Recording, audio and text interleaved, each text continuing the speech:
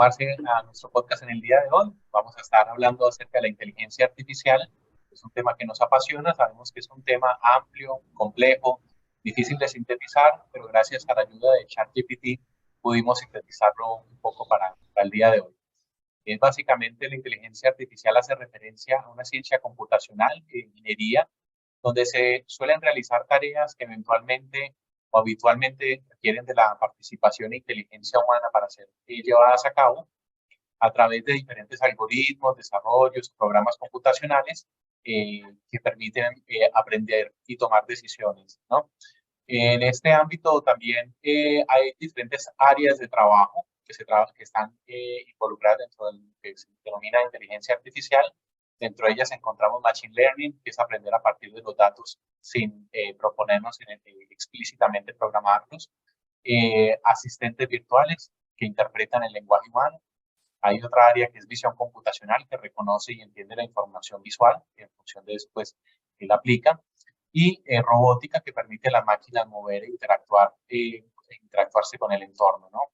Dentro de las diferentes aplicaciones que podemos encontrar habitualmente son vehículos autónomos, asistentes virtuales, tanto de imágenes como de texto, diagnósticos médicos, tratamientos médicos, ediciones de videos, podcasts y demás. Así que bueno, el abanico es bastante amplio. Espero que se diviertan con nosotros en el podcast de hoy. Y te dejo, Isa, para que nos presentes a nuestro compañero de podcast en el día de hoy. Perfecto, Javi, muchas gracias. Pues tengo el gusto de presentarles today a nuestro primer invitado, va a ser a Carlos Jaramillo. Él actualmente reside en Medellín, Colombia, y vamos a aprender un poco con él cómo ha sido esta trayectoria, pero déjenme introducirle sobre la experiencia de Carlos. Carlos es un ingeniero de sistemas, él actualmente es el director de servicios digitales de Sura, y él tiene una maestría en innovación y desarrollo empresarial. Él es emprendedor, él es colaborador en el desarrollo de nuevos negocios y startups, cuenta con más de 15 años de experiencia profesional en diferentes compañías en el sector industrial, tanto nacional como multinacionales y en emprendimientos, en el área de tecnología, innovación y nuevos negocios y operaciones. Dentro de las habilidades que tiene Carlos está la capacidad de crear rápidamente nuevos modelos de negocio y crear todas las redes de trabajo necesarias para garantizar los recursos que lo harán realidad. Él ha liderado y ha participado en Sura en los premios EFMA de innovación, postulando proyectos para ser reconocidos como una de las compañías aseguradoras más innovadoras del mundo, y ha logrado el segundo puesto en la categoría de transformación del core de negocios en 2019. También ha sido creador de la primera rueda de negocios para emprendimientos en conjunto con Ruta N y la unidad de conocimiento de GEA en el 2015. Carlos, bienvenido y muchas gracias por aceptar esta invitación y este espacio de tertulia que queremos hablar y conocer un poco más sobre inteligencia artificial. Para arrancar el tema del día de hoy, nos gustaría saber un poco sobre tu propia experiencia, cómo ha sido todo este proceso, cómo ha sido la forma en la que tú has aplicado y has trabajado tanto de manera personal como de manera profesional todo el tema de inteligencia artificial y cómo ha sido tu experiencia y la evolución a través de estos años. Muchas gracias, Isabel y Javier, por la invitación. No, yo creo que el tema de inteligencia artificial, pues yo me acuerdo cuando estaba en la universidad, pues ya hace muchos años, ya toca contar décadas, de leerme un libro de Holland. Holland es un autor que habla mucho sobre redes neuronales. Entonces me sentaba en la biblioteca de mi universidad a entender, y eran procesos muy estadísticos. Digamos que la inteligencia artificial en ese momento era para los ilustrados matemáticos y estadísticos, y era pues como un mundo diferente. Digamos que en esa aproximación el mundo ha empezado a cambiar y se ha transformado y cada vez está más democratizado. Entonces ya volver a trabajar con inteligencia artificial surgió más o menos hace 7 años, que creé una startup donde la principal problemática sabíamos el problema que queríamos resolver, que era cómo gestionar el conocimiento de empresas grandes, pero no teníamos ni el capital, ni los recursos, ni el conocimiento para hacerlo. Básicamente nuestras competencias en ese momento eran empresas que tenían 50 a 100 empleados y nosotros éramos 2 personas muy apasionadas por el tema, pero dijimos, listo, ¿cómo hacemos nosotros para alcanzar esto? Y en ese momento empezamos a estudiar sobre redes neuronales y machine learning para decir cómo, entonces automaticemos todo lo que podamos con inteligencia artificial, pues para cubrir los 50 puestos de trabajo que no podemos pagar y poder alcanzar y ser competitivos. Entonces ahí empezamos a trabajar, fue un tema muy chévere porque empezamos a ver que el mundo de la inteligencia artificial, como decía Javier, que nos ha mostrado ChatGPT, es un mundo de democratización. ¿Por qué democratización? Porque nuestros principales programadores, pues para hacerles claro, eran profesoras de español que contratamos de la Universidad de Antioquia, que es una de las universidades de Medellín, ni siquiera eran programadoras, y nosotros nos embarcamos en el proceso, te voy a enseñar a programar. Y nos empezamos a dar cuenta que cuando empiezas a aprender de Machine Learning e inteligencia artificial, hasta la lógica del lenguaje tiene sentido. O sea, ellas se volvieron mucho mejores programadoras de inteligencia artificial que nosotros porque ellas entendían la lógica del lenguaje, la semántica, el léxico y todo para poder llegar a inferencias. Y nosotros poníamos pues el conocimiento pues, de ingeniería.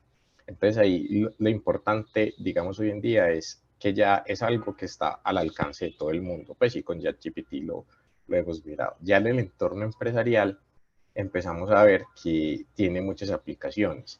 Inicialmente, digamos que las más prometedoras son en salud.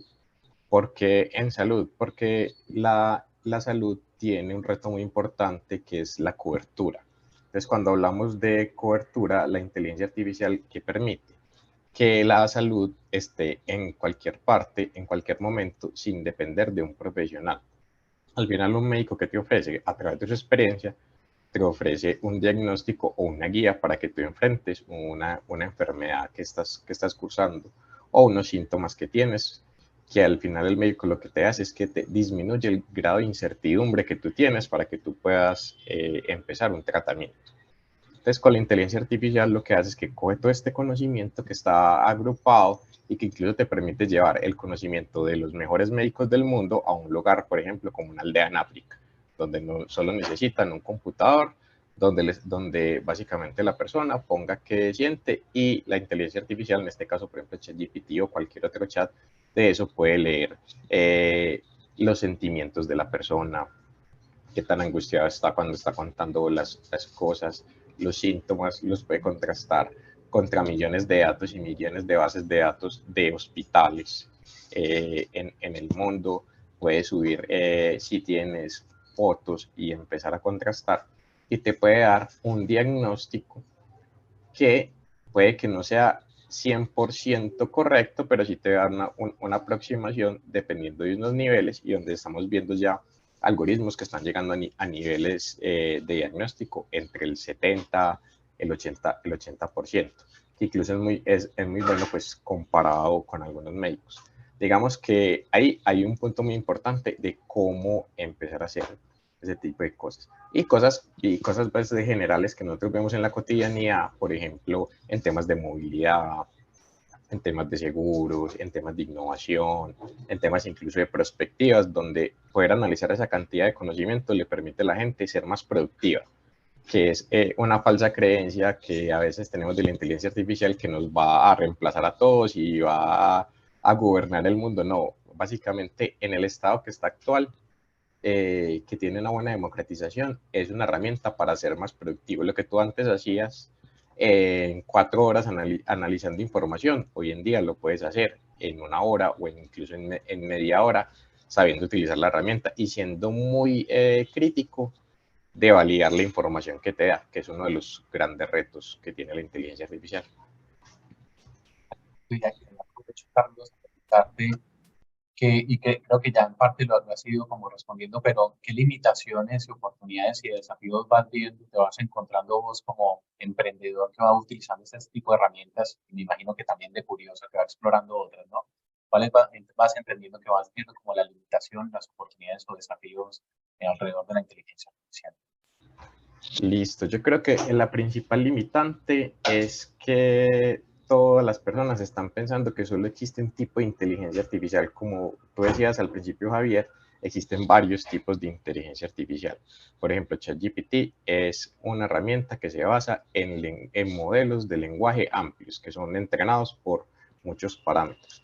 Pero muchas personas no saben que hay generación de imágenes, generación de videos, redes neuronales, chatbots, etcétera, que pueden ser una mejor opción para resolver un problema. Entonces ahorita todo el mundo está pensando que todos los problemas me los va a resolver ChatGPT. No, hay otras herramientas de inteligencia artificial o incluso de que no son de inteligencia artificial que pueden resolver de manera más eficiente el problema que tú tienes. Entonces la principal limitante yo creo que hoy en día que tenemos es que a las personas les falta como una alfabetización digital para entender qué es inteligencia artificial y saber qué sí pueden resolver con ella y qué no, porque ya entendiendo un poquito más pueden enfocar mejor sus problemas en la herramienta que necesitan. Digamos, ese yo creo que es el principal limitante hoy en día. Existen pues ya otros limitantes, que es el nivel de madurez de la tecnología, si la tecnología es afín o no a lo que tú estás haciendo, y que cada vez,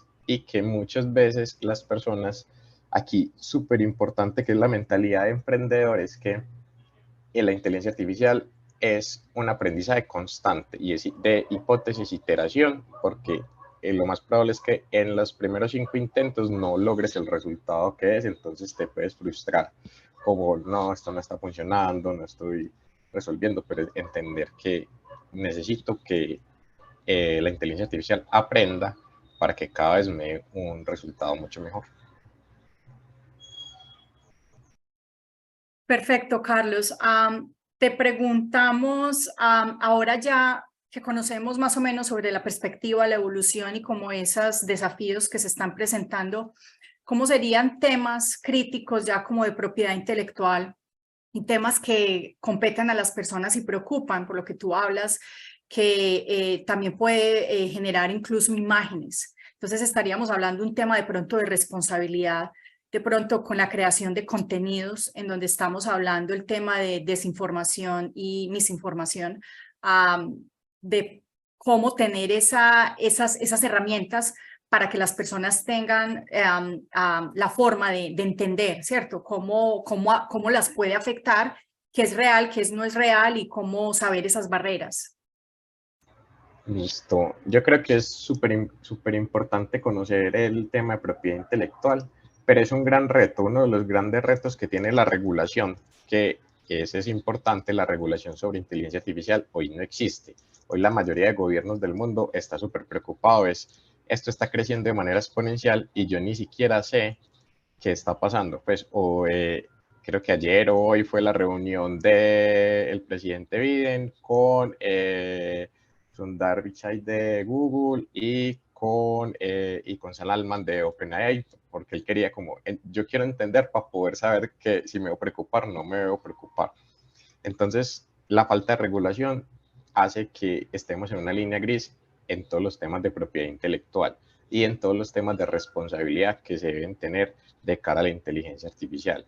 Entonces, creo que Europa es uno de los continentes que está más avanzado, pues la Comunidad Europea sí lo ha tratado sobre todo desde el tema de ética, de igualdad y de manejo de sesgos, que es algo de los más importantes, porque muchas veces la gente no se cuestiona que los sesgos que tiene la inteligencia artificial hoy en día son muy marcados. Primero, porque son herramientas creadas por países de primer mundo.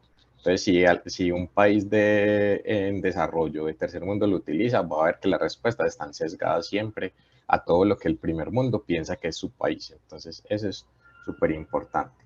También que hay una gran concentración en temas de razas y géneros de quienes programan, pues sin nombrarlos, pues para no tenerlos en cuenta, que hace que poblaciones o minorías no estén representados cuando se hacen esas respuestas. Y cuando lo llevamos a propiedad intelectual, las discusiones siempre es lo que genera la inteligencia artificial, ¿de quién es? De los datos que se utilizaron para entrenarla. Entonces, si genera una obra basada en Picasso, quiere decir que la propiedad intelectual es de Picasso, o es de el que programó el algoritmo para generarlo.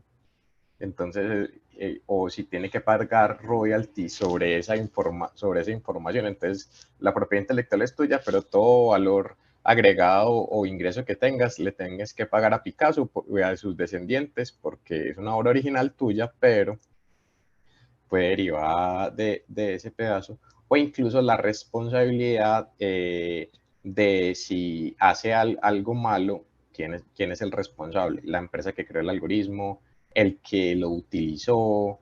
Entonces todavía no está claro y son unas líneas muy grises. Incluso en Europa hay un caso en Alemania que todas las empresas de software están haciendo que el juez no dé el dictamen, que, que el juez quiere que la empresa que desarrolló el algoritmo con un carro autónomo, pues que tuvo un accidente, sea la responsable de pagar y no el dueño del carro ni el conductor, sino quien desarrolló el algoritmo de conducción autónoma, porque eso crea un precedente ya en la industria. Entonces, quiere decir, todo lo que pase, el responsable es quien desarrolló el algoritmo, ni siquiera el fabricante del carro. Entonces son temas importantes que hay que tener en cuenta, pero yo creo que no está resuelto hasta que algún país se atreva a crear una regulación que permita tener más claridad. Claro, perfecto. Y ahí, Carlos, justo creo que tocaste varios temas éticos, ¿no? Que hoy en día son parte de la discusión y que creo que deben estar presentes en estas etapas tempranas, por suerte, de discusión, ¿cierto? De tratar de entender, de tratar de, de anticipar cómo esta inteligencia artificial con todo su alcance puede y qué protagonismo y qué implicancias va a tener en términos de éticos, ¿no? En términos de igualdad, en términos de inclusión, en términos de responsabilidad del uso de la información, ¿cierto? Entonces, no, creo que en parte ya fuiste como comentando, pero no sé si de pronto querés como complementar algo con respecto a la parte ética que creas, digamos, como conveniente complementar. Sí, yo creo que en la parte ética es súper importante algo que nunca había pasado en el mundo de los cuestionamientos y es cuál es la definición de la ética. ¿Por qué? Porque la inteligencia artificial, al empezar a democratizar, empiezan a haber líneas de intersección o líneas grises entre diferentes nichos de la población. Es decir, puede ser algo ético para el mundo occidental, pero para el mundo oriental puede que sea no ético. Entonces, al final empiezan los temas que ustedes han visto, que cada parte del mundo, incluso países o poblaciones, dice, entonces yo voy a desarrollar mi propia inteligencia artificial porque yo no me siento representado, por ejemplo, por un Google, por un OpenAI. Entonces ahí es cuando Alibaba, Yandex, pues en Rusia, en Japón, pues Yahoo dicen, yo necesito desarrollar la propia porque yo no me siento representado por ustedes. Entonces eso es importante desde el punto ético, que empieza a ver como ya no una interpretación de la ética a nivel mundial, sino que empieza a regionalizarse qué es ético y qué no, y qué puede hacer una inteligencia artificial en un país y en otro no. Entonces, ese es importante sobre esos nichos de población, porque cada uno tiene sus prioridades y cada población pues tiene sus problemáticas diferentes. Entonces, empieza a haber pues como un tema de egoísmo mundial, como primero yo y después miro si lo que yo tengo te sirve y si no, pues te toca hacer otra cosa.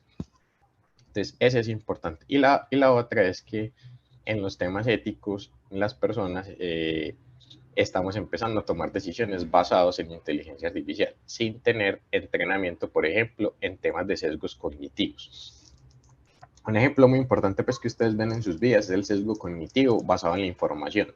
O sea, hay pocas personas ya en el mundo que son capaces de conducir de un lugar a un lugar B sin preguntarle a Google o a Waze, y ni siquiera saben si la ruta que les está dando debería ser la más óptima. Como no, yo ya le creo porque él es el que tiene la verdad. Puede que sí, puede que no. Y con la inteligencia artificial se vuelve aún más complicado. Les pongo un caso muy reciente pues que nos pasó en la compañía donde yo laboro, que es, ¿qué pasa cuando yo voy a contratar a un empleado y yo le pongo una prueba técnica y el empleado hizo la prueba con ChatGPT? Y yo quedo tranquilo y lo contrato, esta persona tiene todos los conocimientos técnicos para ejecutar, y cuando ya está empezando me doy cuenta que su rendimiento está bajo. Entonces yo estoy empezando como, ¿qué pasó? Si la prueba me fue súper bien, porque ya tenemos que tener otras competencias para juzgar el conocimiento de las personas. O sea, donde las mismas universidades van a tener que decir como, me va a tocar eliminar los exámenes escritos, los trabajos para la casa, y te voy a empezar a hacer como hacían nuestros padres, que usted le va a hacer 3 preguntas en clase verbal y usted me tiene que sustentar lo que dice, porque es la única forma de creerle que usted sí sabe. Entonces empiezan a haber cuestionamientos de cómo yo valido la velocidad de la información, porque ya es una línea muy delgada para yo poder identificar cómo es eso. Entonces yo creo que esa es la parte de la ética que nos va a pegar más duro, que puede que a otras generaciones sea muy fácil que digan, listo, yo ya sé cuándo no es verdad, cuándo sí es verdad y cuándo estoy tomando una decisión ética basada en lo que me da una máquina. Pero como nosotros somos la generación de la transición, vamos a tomar muchas decisiones que no van a ser las mejores, estas tecnologías, y nos va a tocar como sufrir esas consecuencias. Carlos, y ahí, perdón, aprovecho una pregunta aparte, pero aprovechando el tema que tocaste, y vos como empresa desarrolladora, digamos, de este tipo de soluciones, o que hace parte de ese ecosistema, y hay muchos oyentes, ¿no? Y que nos escuchan de pronto, que son estudiantes o son profesionales que empiezan a cuestionarse cuál va a ser su rol dentro de las empresas, ¿cierto? O las mismas empresas, ¿no? ¿Cuál va a ser el rol de los empleados a futuro con toda esta tecnología o este desarrollo que está haciendo alrededor de la inteligencia artificial? ¿Cuáles crees vos que son las habilidades, competencias que hoy deberían estar pensando para un colegio y una universidad para formar esos profesionales a futuro para ese tipo de contexto? Listo. Yo creo que nosotros tuvimos esa discusión sobre todo en varias profesiones que se veían afectadas en la compañía. Sin embargo, llegamos como a algo que a veces no hacemos, pero esta vez sí lo hicimos más a conciencia, es revisemos en la historia invenciones que han cambiado radicalmente y qué ha pasado. Entonces nos pusimos a pensar, la calculadora no eliminó los contadores, le dio una herramienta de productividad a los contadores. Lo mismo pasa, los médicos no los vamos a reemplazar, pues no los hemos podido reemplazar con todas las cosas que han dicho, que cada vez va a haber menos médicos. No, en realidad necesitamos más médicos, más enfermeras, etcétera. Pero en realidad, como tú decías, Javier, el punto importante es, yo voy a necesitar el médico que sepa inteligencia artificial. El médico que no sepa inteligencia artificial, ese va a ser el médico que va a ser poco competitivo y el que yo no voy a contratar. El contador que sepa inteligencia artificial, de modelos estadísticos, etcétera, es el que yo voy a contratar como empresa. Entonces, cada vez lo que va a pasar es que el que tenga conocimiento de este tipo de tecnologías va a tener una ventaja competitiva en el mercado versus aquellos que no, y lleva a un fenómeno pues que pasó mucho en pandemia, que es el upskilling, como las personas les va a tocar reevaluarse y decir como, en este momento hasta yo mismo puedo hacer un corte y decir, ya no quiero esta profesión y hago un curso en esto y me puedo dedicar a otra X cosas. Entonces eso reevalúa mucho, que ese sí es el tema con inteligencia artificial, es el tema de si van a ser necesarias los títulos profesionales como los conocemos, porque mucho de esa brecha de conocimiento la inteligencia artificial te la va a poder cubrir siempre y cuando tú la sepas manejar y seas consciente. Entonces puede que ya no necesitemos, por ejemplo, programadores expertos, sino más programadores junior que sepan utilizar inteligencia artificial, porque la inteligencia artificial llena ese gap de expertise que estaba antes. Entonces la pregunta es, ¿el programador experto qué tiene que hacer para seguir siendo relevante? Porque cada vez va a ser menos relevante y su mercado va a estar mucho menor. Wow, demasiado interesante esto, como decir el que desarrolló la tecnología va a ser reemplazado por su propio desarrollo, casi como llegar y decir el alumno pasa al maestro, por decirlo de alguna manera.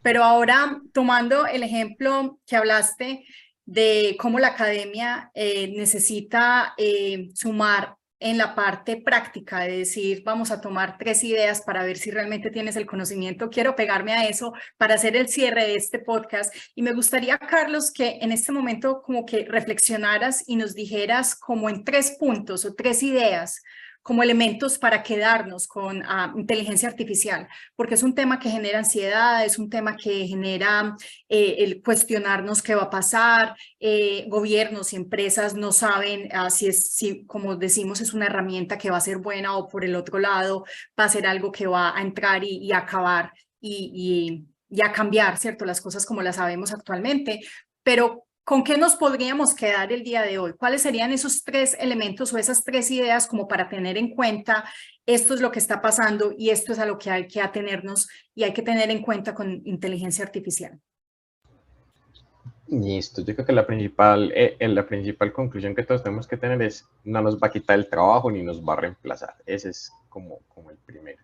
Lo segundo es que a raíz de eso es cómo me tengo yo que reinventar apoyado en la inteligencia artificial para reinventar la labor que yo hago. O si quiero hacer otra labor, si me quiero reinventar, ¿qué tengo que hacer apoyado en la inteligencia artificial? Y el tercero es que tenemos que estar más tranquilos que en 1 o 2 años va a ser parte de nuestra cotidianidad. Entonces, la idea es no pelees con ella. En algún momento tus impuestos se van a calcular con inteligencia artificial, tu cuenta bancaria, muchas decisiones que tú hacías antes las va a tomar una máquina por ti. Entonces hay que estar tranquilo con ese cambio y no pelear con él, sino mirar cómo le sacas provecho. Perfecto, Carlos. Muy buena reflexión, Carlos. Y la verdad, aprovechar también a agradecerte por esta participación en este espacio. La verdad que yo creo que es un tema no solamente interesante, sino que va cambiando muy rápidamente, ¿no? Y cada día, yo creo que nos demoramos un día más en hacer el podcast, o este podcast lo escuchamos dentro de un día más y es otro contexto, ¿no? Va cambiando muy rápidamente, pero creo que nos ha sabido como ilustrar muy bien de modo general alrededor de todos estos temas. Creo que nos llevamos varias reflexiones, al menos de nuestro lado también, ¿cierto? De cómo esto es una herramienta que permite masificar, en cierto sentido, igualar conocimientos, facilitar, acercar conocimientos, ayudar en términos de productividad y demás, pero como del otro lado también vamos teniendo desafíos como sociedad, como personas, ¿cierto? Como individuos, en lo laboral, en lo personal, alrededor de cómo nos vamos a ver impactados, digamos, con esto, ¿no? Y cómo nos vamos sumando esa invitación que hacías, Carlos, a eso, ¿no? A abrazarlo. Siempre llegamos a la misma conclusión, Isa. Sí, abrazar. Embrace it, como lo decimos en inglés. Hay que abrazar los cambios y aceptarlos y fluir con ellos, porque son una invitación a reinventarnos, es no quedarnos en lo mismo y evolucionar. Así que nada, no, agradecer. No sé si quieres, Isa, despedir el podcast y están invitando a nuestros oyentes a seguirnos. Claro, perfecto. Entonces invitamos a todos nuestros oyentes a que se suscriban, a que nos sigan en diferentes redes sociales.